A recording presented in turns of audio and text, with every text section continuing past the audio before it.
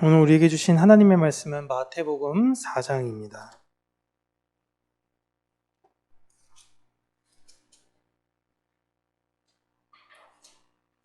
마태복음 4장 1절에서 11절까지 함께 읽도록 하겠습니다. 그때 예수께서 성령에게 이끌리어 마귀에게 시험을 받으러 광야로 가사 40일을 밤낮으로 금식하신 후에 줄이신지라. 시험하는 자가 예수께 나와 이르되 내가 만일 하나님의 아들이거든 명하여 이 돌들로 떡덩이가 되게 하라.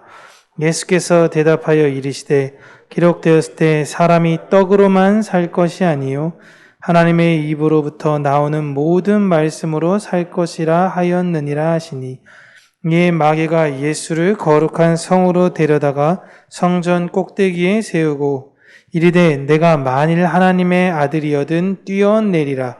기록되었을 때 그가 너를 위하여 그의 사자들을 명하시리니 그들이 손으로 너를 받들어 발이 돌에 부딪히지 않게 하리로다 하였느니라. 예수께서 이르시되 또 기록되었을 때 주 너의 하나님을 시험하지 말라 하였느니라 하시니, 마귀가 또 그를 데리고 지극히 높은 산으로 가서 천하만국과 그 영광을 보여 이르되 만일 내게 엎드려 경배하면 이 모든 것을 내게 주리라. 이에 예수께서 말씀하시되 사탄아 물러가라. 기록되었을 때 주 너희 하나님께 경배하고 다만 그를 섬기라 하였느니라. 이에 마귀는 예수를 떠나고 천사들이 나와서 수종드니라. 아멘. 오늘은 성도가 사는 이유에 대해서 우리 사랑하는 성도님들과 함께 나누도록 하겠습니다. 우리가 지난주 예수님께서 세례를 받으신 그 의미에 대해서 이야기를 했었죠. 그 의미에 대해서는 태초에 작정된 하나님의 백성들이 그동안 세상을 바라왔던 죄를 회개하고 하나님을 온전히 믿겠다라는 회심의 사건이 일어난다라고 말씀을 드렸습니다. 그들은 말씀에 대한 이제부터 분명한 태도를 가지고 의지를 가지고 살아가려고 하며 궁극적 마지막으로는 성령과 동행하는 삶을 성령 세례 이후로 살게 될 것이다 라는 이 교회적 삶을 예수님께서 먼저 보여주신 것이 예수님의 세례를 받으셨던 의미와 사건이었다라고 말씀을 드렸어요. 쭉 한 방향으로만 진행이 되기 때문에 우리가 죄를 회심하고 나서 그 다음에 의지와 태도를 가지고 살아가고 성령님으로 인해서 계속 연합된 그 삶에서 이젠 다시 돌이켜 과거의 삶으론 갈 수 없다라는 걸 말씀을 드렸습니다. 그렇게 예수님의 세례는 예수님 혼자만의 세례를 받으신 것으로 끝나는 것이 아니라 창세전에 예수님에게 속한 모든 자들을 예수님이 다 끌어안으시고 세례를 받으신 것이에요. 그 세례를 예수님과 함께 받은 자들이 역사 속에서 이제 자기의 시간대에 따라 하나님을 만나고 세례를 받고 그다음에 성령과 교제하고 교통하며 작은 예수로 이 세상을 살아가는 것이 예수님께서 이루시고자 했던 하나님의 의가 완성되는 것이다 라고 지난주에 말씀을 드렸습니다. 그렇게 예수님께서 먼저 세례를 받으시고 그 다음에 우리가 세례를 받아서 이제 완성이 되는 거예요. 아, 예수님이 나를 위해서 세례를 받으셨고 고난을 당하셨고 죽임 당하시며 부활하셨구나. 이것이 우리의 세례를 통해서 완성이 되는 것입니다. 근데 이건 사실 쉽게 이해가 되죠. 예수님이 먼저 세례를 받으시고 우리가 나중에 세례를 받았으니까요. 근데 과거로 가서 출애굽 때에 이스라엘 백성들이 그 홍해를 지나갈 때 그 사건을 세례받은 사건이다라고 이야기를 합니다. 그렇다면 이스라엘 백성들이 받은 세례가 먼저일까요? 아니면 예수님의 세례가 먼저일까요? 라는 질문을 드리면 시간상으로 놓고 볼 땐 홍해의 사건이 먼저 일어난 것이니 이스라엘 사람들이 먼저 세례를 받은 것이다 라고 생각할 수 있어요. 그러나 예수님의 세례는요, 창세전에 하나님과 약속된 계획 안에 이미 완성되기로 작정된 것입니다. 그때에 세례받기로 계획되며 작정된 거예요. 그래서 예수님의 세례가 먼저인 것입니다. 하나님께서 예수님과 세례를 통해서 모든 사람들을 구원할 계획을 세우시고 각 역사 가운데에 하나님의 백성들을 쭉 깔아놓으시며 그들에게 동일하게 다 하나님의 의가 무엇인지를 가르치시는 거예요. 그래서 우리는 성경을 통해서 수천 년의 역사를 통해 동일하게 우리에게 말씀하시는 하나님의 의가 무엇인지를 배울 수 있는 겁니다. 또한 우리도 우리 다음 사람들에게 똑같은 것을 전달해 주는 거예요. 하지만 이게 시간상의 여러 가지 문제 때문에 있어서 신학이란 참 접근하기 어렵다라는 생각이 들죠. 쉽게 예수님이 먼저 세례 받으시기로 작정된 것이듯이 우리 또한 하나님의 뜻 안에서 세례 받기로 작정이 된 것입니다. 그저 하나님의 계획에 따라 이루어지고 있는 것일 뿐이고 하나님의 가장 먼저 계획은 뭐냐면 예수님의 세례가 먼저 계획이에요. 그 다음에 그의 백성들에 관한 세례인 것입니다. 그렇게 교회가 세례를 받게 되면 예수님의 세례가 완성이 되어 내가 예수님 안에, 예수님이 내 안에 거하는 온전한 열함이 이제 이루어지는 거예요. 그래서 우리는 이 세상에서 있으면서 우리가 예수님과 연합됐기 때문에 예수님 지금 어디에 계시죠? 그죠? 내 안에 계시지만 또 어디에 계시죠? 천국에 계시죠? 천국에 계시기 때문에 우리도 지금 여기에 예수님과 함께 있지만 거기 안에 예수님과 함께 있는 것입니다.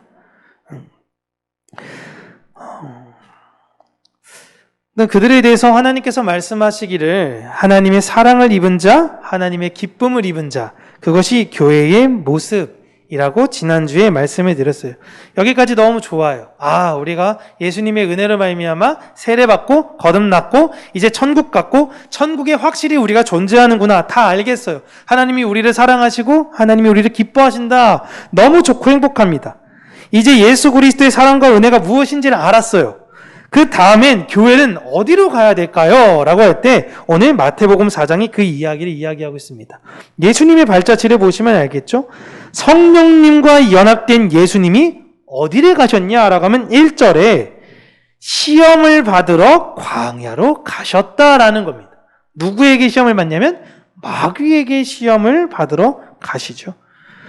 구약에서 홍해에서 세례를 받고 가나안으로 이스라엘 백성들이 갈 때에 그토록 오랜 시간 동안 하나님께서 광야에 그들을 머물게 하신 이유가 무엇이냐면 그들에게 마귀를 통해 시험을 받게 하기 위해서인 거예요. 이게 하나님의 목적인 거예요. 자, 이해되시죠? 여러분, 우리가 세상에서 뭐 불행한 일이 있을 때 마귀가 역사하나? 뭐야 이게. 사탄이 역사해서 갑자기 세상이 침체되고 어두워지고 여러분 이런 것이 아니에요. 하나님의 뜻과 하나님의 그 바운더리 안에서만 사탄은 일할 수 있는 것입니다. 피조물이에요, 그냥. 그 사탄의 가장 주요한 역할이 무엇이냐면 우리를 시험하는 역할인 것입니다. 우리가 세례를 받고 이제 내가 새로운 사람이 됐어. 그럼 우리는 이제부터 영적 가나안인 하늘나라를 향해서 갑니다. 그 여정이 지금 이 세상이에요. 이 세상을 그래서 우리는 지금 광야의 시간이다라고 부르는 것입니다. 이 세상에서 하나님의 백성들이 그러면 영적 가나안인 새 예루살렘을 갈 때까지 무엇을 하냐? 예수님과 똑같습니다. 마귀에게 시험을 받는 것입니다. 광야라고 하신 예수님은 마귀에게 총 3가지 시험을 받으십니다. 그리고 이 3가지 시험을 다 무엇으로 이기시냐면 말씀으로 이기세요. 이게 가장 중요해요. 예수님께서 말씀으로 이기셨다는 게 중요합니다. 첫 번째 받으신 시험은 40일을 금식하신 예수님께 마귀가 돌을 떡덩이가 되게 하라라는 것입니다. 그런데 이 시험을 할 때 마귀가 조건을 하나 붙이는 게 네가 만일 하나님의 아들이거든입니다. 이 질문은 여러분 진짜 마귀가 예수님을 몰라가지고 이 질문을 했을까요? 아닐까? 길까? 물론 그럴 수도 있긴 하겠지만 본능적으로 마귀가 세상에서 흔히 말하는 짬밥이라는 게 있는데 딱 봐도 다를 거 아니에요. 성령님과 교제하고 있고 동행하고 있다는 거. 지금 마귀는 이 질문을 예수님 한 분에게만 던지는 것이 아니라 예수님 안에 속하 있는 모든 교회들에게 질문을 던지고 있는 겁니다. 너희들 진짜 하나님의 아들이냐? 라고 물어보는 거예요. 그때 예수님께서 사실 그 질문에 시시콜콜 대답하지 않으십니다. 그리고 자신의 필요를 증명하기 위해 돌을 떡으로 만들 필요가 없다라는 말을 해주시죠. 지금 예수님에게 여러분 있어서 가장 필요한 건 40일을 굶었기 때문에 음식이 가장 필요해요. 지금 마귀는 너의 필요를 위해서, 너 지금 그게 제일 급한 거잖아. 그게 제일 급한 거니까 너의 필요를 위해서 너에게 받은 그 능력을 사용하라라는 거예요. 네가 만일 하나님의 아들이라면. 너의 필요도 채우지 못하면서 어떻게 하나님 아들이라고 생각할 수 있냐라는 거예요. 네가 하나님의 아들이면 첫 번째로 아버지인 하나님께서 너를 위해 무언가 주시겠지. 야, 이 돌을 떡으로 당연히 만들어 주시겠지라는 거예요. 그 말은 네 필요가 채워지지 않으면, 내 필요가 채워지지 않으면 하나님이 없으시거나 네가 하나님의 아들이 아닐 수 있다라는 거예요. 응? 야, 네가 그렇게 간구해봐. 한번 간구해봐. 되나 안 되나 좀 보자. 간구했을 때 안 들어주면 야, 하나님이 안 살아계시거나 하나님이 없거나 아니면 네가 하나님 아들이 아니야. 이 조건을 지금 이야기하는 거예요. 그러니까 하나님은 눈에 보이는 무언가를 주셔야 하는 분으로 지금 마귀는 정의를 내린 거예요. 이게 마귀의 속삭임이에요. 자, 기도 열심히 했으면 뭐가 성과가 있어야지. 저 사람이 저렇게 가난하게 사는 이유는 기도하지 않아서요. 하나님을 온전히 붙잡지 않아서요. 물론 말씀에서 그렇지 않기 때문에 하나님이 시험의 길을 걷게 하실 때도 있지만 그렇게 우리가 규정하면 안 되는 거예요. 그걸 지금 예수님께서 거부하시는 겁니다. 하나님의 백성들이 사는 궁극적인 이유는 내 필요를 채우려는 것이 아니다라는 거예요. 이 세상에선 내 유익을 채워가는 것이 아니라는 거예요. 그리고 두 번째로 이제 마귀가 예수님을 이제 순간이동시키는데 예루살렘 성 꼭대기를 슉 데리고 올라갑니다. 그리고 여기서 뛰어내려 보라라고 해요. 뛰어내려봐. 그리고 조건을 또 붙입니다.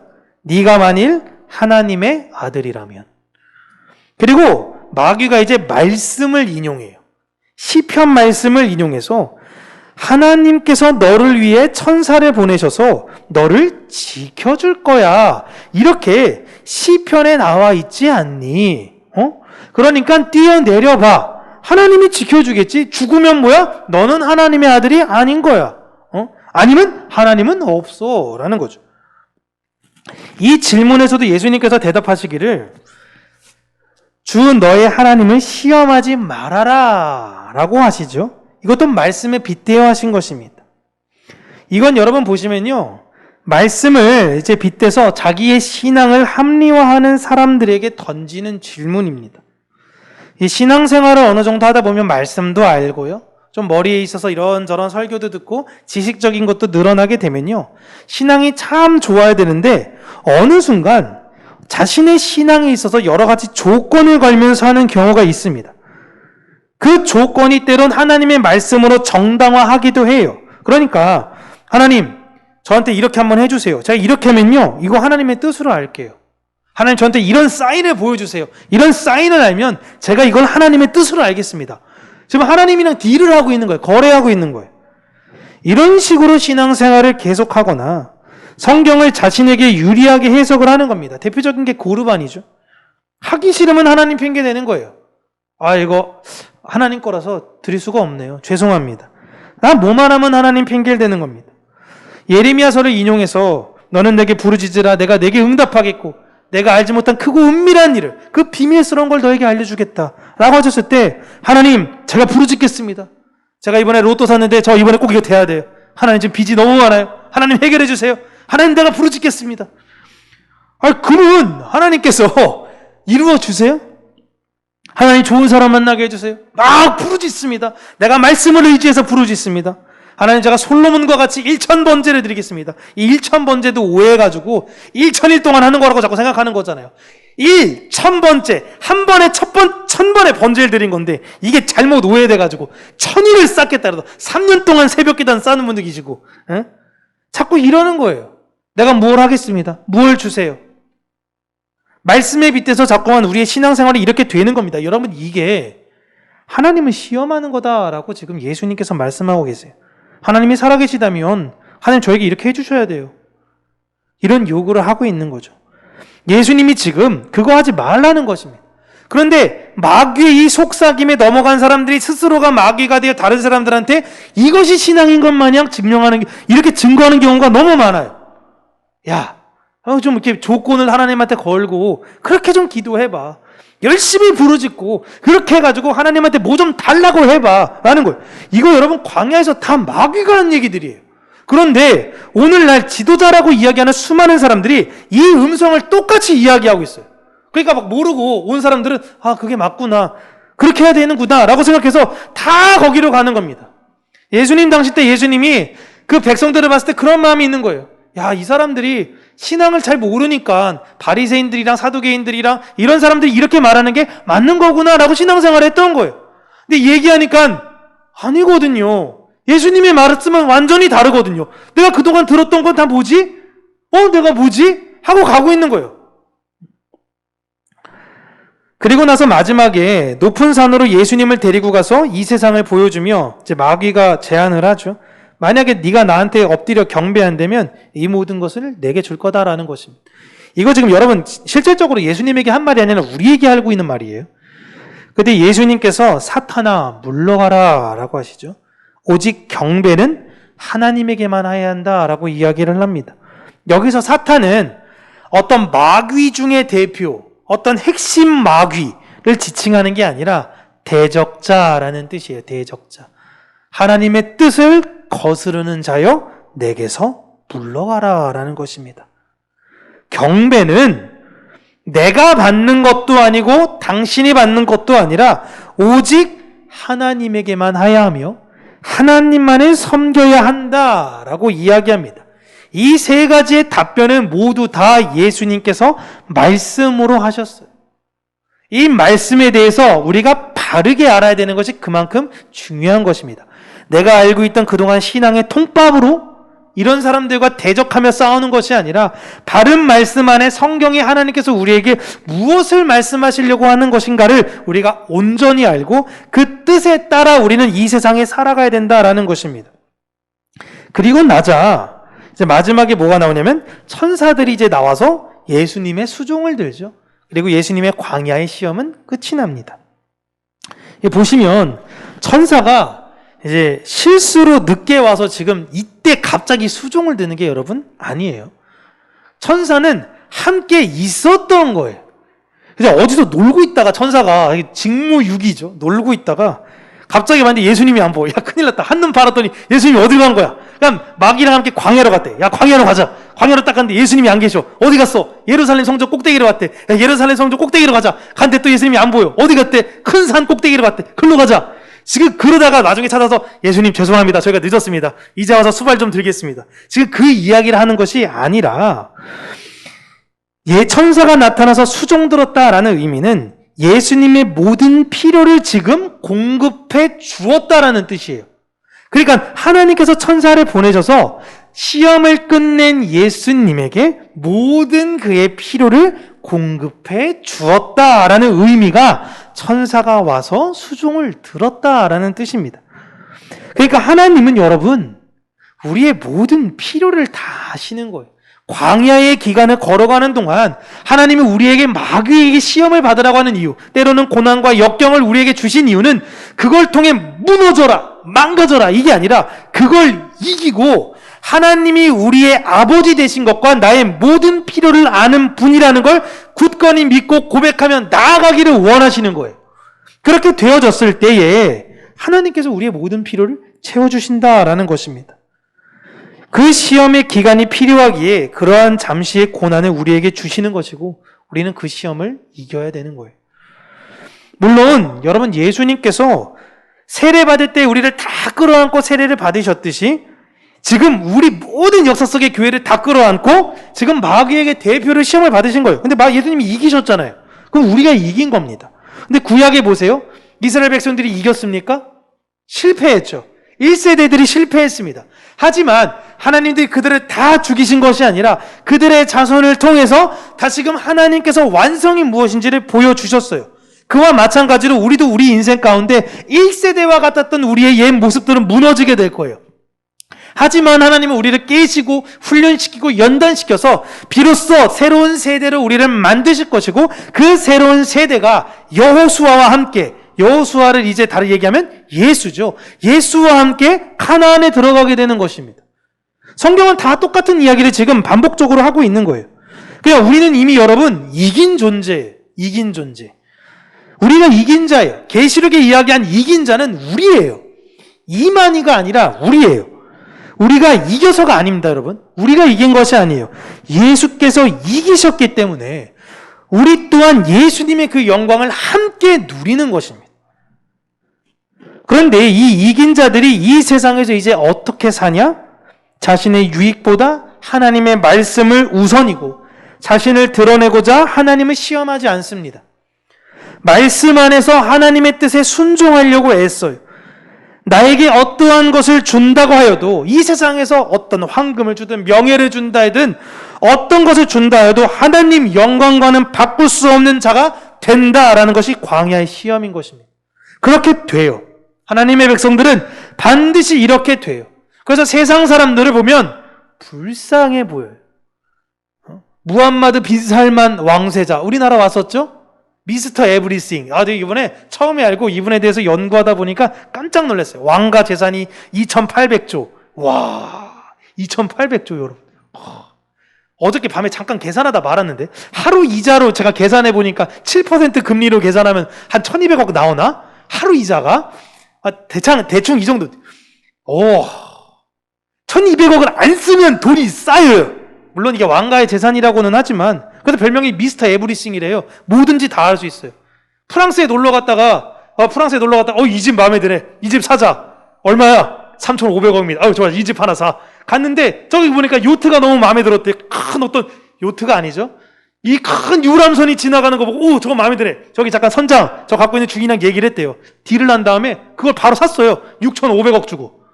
1조 쇼핑하고 프랑스에서 근데 아무것도 아니고 그게 그냥 말하면 되는 거예요. 말하면. 에? 그런데 제 마음에는 이야 대단하다. 근데 불쌍하다. 그런 거예요. 그 사람 볼 때 누가 불쌍합니까? 야 1억 줄까? 1억 줄까? 네 1억 주세요. 개같이 기어봐. 멍. 그래서 1억 주세요. 1억 주세요. 저는 아마 그럴 거 수도 있지만 그 얼마나 자기가 희열 느끼겠어요? 그런 사람이 한두 명이겠습니까? 그 사람한테 1억은 우리한테 10,000원보다도 싸요. 한 100원 주는 겁니다. 사람들이 그렇게 안달달달 돈에 대해서 북다는 모습 볼 때마다 그 사람들은 얼마나 희열을 느낄까? 그런데 우리가 그들을 불쌍히 여기니 그들이 볼 땐 자존심 상하는 거예요. 어디 갑이 버러지 같은 놈이 지금 우리를 불쌍하게 여겨? 라고 생각하는 거죠. 근데 진짜 그들이 불쌍해요. 돈이 아무리 많아도 예수 믿지 못한 사람들을 볼 때 그냥 그렇게 안타까울 수가 없어요. 그런데 그들이랑 얘기하면 그들의 속내를 들어보니 저를 불쌍하게 여기고 있더라고요. 그래서 우리가 서로 불쌍하게 여기고 있구나. 얘기가 안 돼요. 불쌍한데 예수님 믿으세요. 너나 잘하세요. 그래서 사는 건 괜찮아? 근데 괜찮아. 하면서 얘기하는데 서로의 간극은 있는데요. 서로가 서로를 불쌍하게 여기더라고요. 근데 전 진짜 너무 불쌍했어요. 그들이 저를 불쌍하게 여기는 건 경제적인 것, 여러 가지 상황적인 것. 하지만 저는 그들이 그런 것이 없는 것이 아니라 예수님을 잘 모른다라는 그 사실이 너무 제 가슴이 아프더라고요. 성령님께서 예수님은 지금 이렇게 만들어가고 계시는 것입니다. 여러분, 예수님은 하나님이십니다. 하나님이신데요. 이 땅에 철저하게 하나님의 뜻에 순종했고 성령님께서 하시고자 하는 그대로 이루시며 사셨습니다. 성령님께서 교회를 만들어 가셔서 성령님께서 우리를 어떻게 만들어 가시냐면 그리스도와 같이 예수님과 같은 마음으로 이 세상을 살게 하시는 거예요. 물론 100% 예수님이 될 수가 없죠. 어떻게 그렇게 됩니까? 하지만 그렇게 되려는 마음으로 가는 거예요. 하나님이 그 마음을 기뻐하시는 거예요. 수능을 보는 이유는 너 대학의 모든 과정을 네가 완벽하게 알았구나. 너는 의사 될 자격이 있어. 이 의사적 용어도 다 알고. 이래서가 아니에요. 고등학교 과정을 충실하게 잘했으니까 여기서도 잘할 거야 라는 걸로 데리고 가는 겁니다. 우리가 이 세상에선 완벽하기 때문에 천국에 가는 것이 아니라 하나님께서 정해진 그 시험에 대해서 잘 통과했기 때문에 우리가 들어가게 되는 것이며, 이것은 성령 안에 순종하는 우리들이 자연스럽게 그렇게 살아갈 수밖에 없다라는 것입니다. 여러분, 우리는 반드시 이렇게 됩니다. 우리는 반드시 이렇게 돼요. 제가 먼저 지금 여러분들한테 예언을 하고 있는 거예요. 하나님의 백성은 이렇게 살게 될 것입니다. 지금 당장은 사실 우리가 그렇지 않아 보일 수 있어요. 그러나 우리의 마음의 방향성이 있습니다. 그걸 잊어버리지 않는 거예요. 그렇게 그 방향으로 여러분 전진하며 나아가셔야 돼요. 잠시 쓰러져도, 잠시 괴로워도 그 방향으로 가야 된다라는 것입니다. 우리가 이 세상을 사는 이유, 성도가 이 세상에 사는 이유는 마귀에게 시험을 받는 것입니다. 당연히 고난이 있죠. 당연히. 마귀가 시험하겠다 그러는데 어떻게 고난이 없겠습니까? 마귀에게 시험을 받고 그 시험을 이기는 자들이 있다라는 것을 하나님께서 이 세상에 보이기 위해서 하는 것입니다. 나중에 그들이 지옥에 갈 때, 하나님, 그 도대체 누가 그거에 대해서 제대로 통과할 수 있겠습니까? 누가 그래요? 누가? 그때 하나님이 봐라, 여기 그 사람들이 있다라는 것이 바로 우리예요. 이 세상의 모든 사람들은 실제로 마귀에게 시험을 받지 않고 스스로 그들의 편에 속하려고 애씁니다. 그들이 우리에게 다양한 방법으로 여러분 시험하려고 할 때에 말씀의 진리를 아셔야지 그들을 이길 수가 있는 거예요. 내가 잘 모르겠으니까 헷갈리니까 그런가? 내가 지금 잘못 살고 있나? 내가 하나님 제대로 안 믿는 건가? 이렇게 오해하고 착각되는 거예요. 우리는 말씀 안에서 영적인 그 전신갑주를 무장하셔야 된다라는 것입니다. 그리고 하나님의 말씀의 뜻을 깨달아 이 세상의 참된 지혜를 바라며 사시기를 바래요. 여러분, 아무것도 아닌 것 같이 보이지만 제가 연초에 드렸던 그 성경 읽기표 그런 거 꾸준히 하시다 보면요, 그게 어느새 하나하나 내 안에 자양문이 되어져서 내가 이 세상에 나아갈 때 나를 지키는 힘이 되고요, 내 안에 열매가 자연스럽게 맺히게 되는 그런 놀라운 은혜가 있는 것입니다. 그렇게 하나님의 뜻을 말씀 안에서 잘 알아서요, 이 세상을 분별할 수 있는 참된 지혜를 여러분 깨달아 알아. 그 지혜로 사는 저와 여러분들 되시길 주님의 이름으로 축복합니다. 기도하겠습니다. 참 좋으신 하나님 아버지, 오늘도 우리가 이 세상을 살아갈 때에 여러 가지 마귀의 시험과 환난이 우리를 기다린다 하지만 이 모든 것들을 능히 이길 수 있는 그 믿음과 용기를 우리에게 허락하여 주시며 이 세상을 담대히 그 십자가를 증거하고 묵묵히 십자가를 지며 걸어가는 하나님의 자녀가 될 수 있도록 은혜 주시기를 간절히 원합니다. 마귀가 우리를 유혹할 때 하나님 이것을 모두 말씀으로 이기는 자들이 되게 하여 주시고 이 세상의 허탄한 것을 붙잡으며 평안 없이 살아가는 자들이 되는 것이 아니라 하늘의 참된 평안으로 말미암아 놀라운 그 은혜를 찬양하며 하나님의 영광이 무엇인지 온전히 알아 그 영광을 바라보며 살아가는 우리 평강교회 모든 성도님들이 될 수 있도록 은혜 허락하여 주시옵소서. 예수님 이름으로 기도합니다. 아멘.